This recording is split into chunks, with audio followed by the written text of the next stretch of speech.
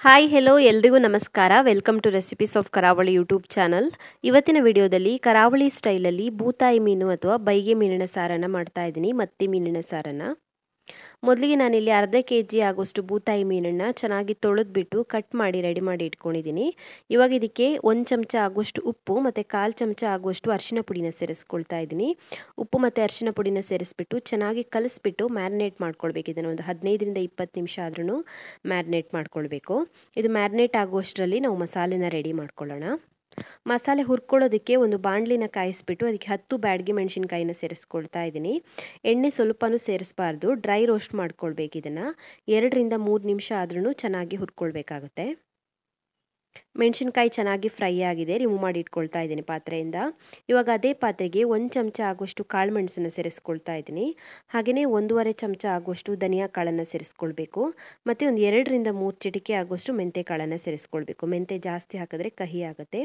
ಇದನ್ನು ಕೂಡ ಚೆನ್ನಾಗಿ ಹುರ್ಕೊಳ್ಬೇಕು. 2ರಿಂದ 3 ನಿಮಿಷದವರೆಗೂ ಮೀಡಿಯಂ ಫ್ಲೇಮಲ್ಲಿ ಚೆನ್ನಾಗಿ ಹುರ್ಕೊಳ್ಬೇಕು. ಫ್ರೈ ಆಗಿದೆ ಇದು.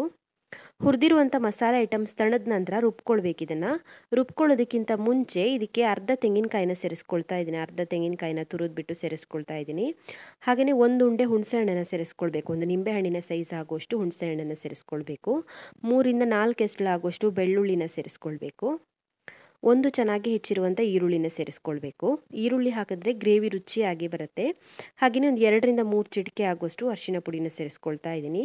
ಅರಿಶಿನ ಪುಡಿ ಮೀನಿಗೂ ಹಾಕ್ಕೊಂಡಿದ್ದೀನಿ, ಮಸಾಲೆಗೂ ಒಂದು ಸ್ವಲ್ಪ ಹಾಕ್ಕೊಳ್ತಾ ಇದ್ದೀನಿ. ನೈಸಾಗಿ ರುಬ್ಕೊಳ್ಬೇಕು. ಇದನ್ನು ನೀರು ಸೇರಿಸ್ಬಿಟ್ಟು ಮಸಾಲೆನ ರುಬ್ಬಿಟ್ಟು ತೊಗೊಂಡು ಬಂದಿದ್ದೀನಿ. ಇವಾಗ ಇದಕ್ಕೆ 2ರಿಂದ 3 ಕಟ್ ಮಾಡಿರುವಂಥ ಹಸಿಮೆಣಸಿನ್ಕಾಯಿ ಮತ್ತು ಅರ್ಧ ಇಂಚು ಆಗುವಷ್ಟು ಶುಂಠಿನ ಸೇರಿಸ್ಕೊಳ್ಬೇಕು. ಚೆನ್ನಾಗಿ ಹೆಚ್ಚಿಬಿಟ್ಟು ಶುಂಠಿ ಮತ್ತು ಹಸಿಮೆಣಸಿನ್ಕಾಯಿ ಸೇರಿಸೋದ್ರಿಂದ ಫ್ಲೇವರ್ ಚೆನ್ನಾಗಿ ಕೊಡುತ್ತೆ. ಹಾಗೆಯೇ 2ರಿಂದ 3 ಲೋಟ ಆಗುವಷ್ಟು ನೀರನ್ನು ಸೇರಿಸ್ಬಿಟ್ಟು ಚೆನ್ನಾಗಿ ಮಿಕ್ಸ್ ಮಾಡ್ಕೊಳ್ಳಿ. ಜಾಸ್ತಿ ತೆಳು ಮಾಡ್ಕೊಳ್ಬೇಡಿ, ನೋಡಿಬಿಟ್ಟು ನೀರನ್ನು ಸೇರಿಸ್ಕೊಳ್ಳಿ. ಇಷ್ಟು ದಪ್ಪ ಇರಬೇಕು. ಈಗ ಮುಚ್ಚಳನ ಮುಚ್ಚಿಬಿಟ್ಟು ಮಸಾಲೆನ ಚೆನ್ನಾಗಿ ಕುದಿಸ್ಕೊಳ್ಬೇಕು. ಮೀನು ಬೇಗನೆ ಬೆಂದ್ಬಿಡುತ್ತೆ, ಹಾಗಾಗಿ ಮೀನು ಸೇರಿಸಿ ಆದ ನಂತರ ಜಾಸ್ತಿ ಹೊತ್ತು ಕುದಿಸ್ಕೊಳ್ಬಾರ್ದು. ಮೀನು ಸೇರಿಸೋಕ್ಕಿಂತ ಮುಂಚೆನೇ ಮಸಾಲೆನ ಚೆನ್ನಾಗಿ ಕುದಿಸ್ಕೊಳ್ಬೇಕು. ಒಂದು 10 ನಿಮಿಷ ಆದ್ರೂ ಚೆನ್ನಾಗಿ ಕುದಿಸ್ಕೊಳ್ಬೇಕು. 10 ನಿಮಿಷದವರೆಗೂ ಮಸಾಲೆನ ಚೆನ್ನಾಗಿ ಕುದಿಸ್ಕೊಂಡಿದ್ದೀನಿ. ಒಂದ್ಸಲ ಹಾಗೆಯೇ ಮಿಕ್ಸ್ ಮಾಡ್ಕೊಳ್ಳಿ. ಇವಾಗ ಇದಕ್ಕೆ ನಾವು ಉಪ್ಪು ಮತ್ತು ಅರಿಶಿನ ಪುಡಿ ಹಾಕಿಟ್ಕೊಂಡಿರುವಂಥ ಬೂತಾಯಿ ಮೀನನ್ನು ಸೇರಿಸ್ಕೊಳ್ಳೋಣ. ರುಚಿಗೆ ತಕ್ಕಷ್ಟು ಉಪ್ಪನ್ನು ಸೇರಿಸ್ಕೊಳ್ಳಿ. ಉಪ್ಪನ್ನು ನೋಡಿಬಿಟ್ಟು ಸೇರಿಸ್ಕೊಳ್ಳಿ. ನಾವು ಆಲ್ರೆಡಿ ಮೀನಿಗೆ ಒಂದು ಸ್ವಲ್ಪ ಉಪ್ಪನ್ನು ಹಾಕ್ಕೊಂಡಿದ್ದೀವಿ. ಉಪ್ಪು ಸೇರಿಸಿ ಚೆನ್ನಾಗಿ ಮಿಕ್ಸ್ ಮಾಡಿ ಒಂದು 5 ನಿಮಿಷದವರೆಗೂ ಕುಕ್ ಮಾಡ್ಕೊಳ್ಬೇಕಾಗತ್ತೆ. ಮುಚ್ಚಳನ ಮುಚ್ಚಿಬಿಟ್ಟು ಜಾಸ್ತಿ ಹೊತ್ತು ಕುಕ್ ಮಾಡ್ಕೊಳ್ಳೋ ಅವಶ್ಯಕತೆ ಇಲ್ಲ, ಮೀನು ಬೇಗನೆ ಬೆಂದ್ಬಿಡುತ್ತೆ. ಮುಚ್ಚಳನ ಮುಚ್ಚಿ ಒಂದು 5 ನಿಮಿಷ ಕುಕ್ ಮಾಡಿಕೊಂಡ್ರೆ ಸಾಕಾಗುತ್ತೆ. ಸೊ ರೆಡಿಯಾಗಿದೆ. ಇದು ಚೆನ್ನಾಗಿ ಕುದೀತಾ ಇದೆ ನೋಡಿ, ಚೆನ್ನಾಗಿ ಕುದ್ದಿದೆ. ಮೀನು ಚೆನ್ನಾಗಿ ಬೆಂದಿದೆ, ಹಾಗೆಯೇ ಗ್ರೇವಿ ಕೂಡ ಚೆನ್ನಾಗಿ ಕುಕ್ ಆಗಿದೆ. ಸ್ಟವ್ ಆಫ್ ಮಾಡ್ಕೊಳ್ಬೋದು. ಸೊ ಕರಾವಳಿ ಸ್ಟೈಲಲ್ಲಿ ಬೂತಾಯಿ ಮೀನಿನ ಸಾರು ರೆಡಿಯಾಗಿದೆ. ಸ್ವಲ್ಪನೂ ಎಣ್ಣೆ ಸೇರಿಸಿಲ್ಲ ಇದಕ್ಕೆ, ಪಕ್ಕಾ ಕರಾವಳಿ ಸ್ಟೈಲಲ್ಲಿ ಮಾಡಿದ್ದೀನಿ. ತುಂಬಾ ರುಚಿಯಾಗಿರುತ್ತೆ. ರೈಸ್ ಜೊತೆ ತಿನ್ನೋದಕ್ಕೆ ತುಂಬಾ ಚೆನ್ನಾಗಿರುತ್ತೆ. ಬಾಯ್ಲ್ಡ್ ರೈಸು, ವೈಟ್ ರೈಸ್, ನೀರು ದೋಸೆ ಎಲ್ಲದಕ್ಕೂ ಕೂಡ ಬೆಸ್ಟ್ ಕಾಂಬಿನೇಷನ್ ಅಂತ ಹೇಳ್ಬೋದು. ಟ್ರೈ ಮಾಡಿ ನೀವು ಕೂಡ. Thank you for watching my video. ನಿಮಗೆ ವಿಡಿಯೋ ಇಷ್ಟವಾಗಿದ್ದರೆ ವಿಡಿಯೋಗೊಂದು ಲೈಕ್ ಕೊಡಿ, ಹಾಗೆಯೇ ಕಮೆಂಟಲ್ಲಿ ತಿಳಿಸಿ ಹೇಗಿದೆ ಅಂತ.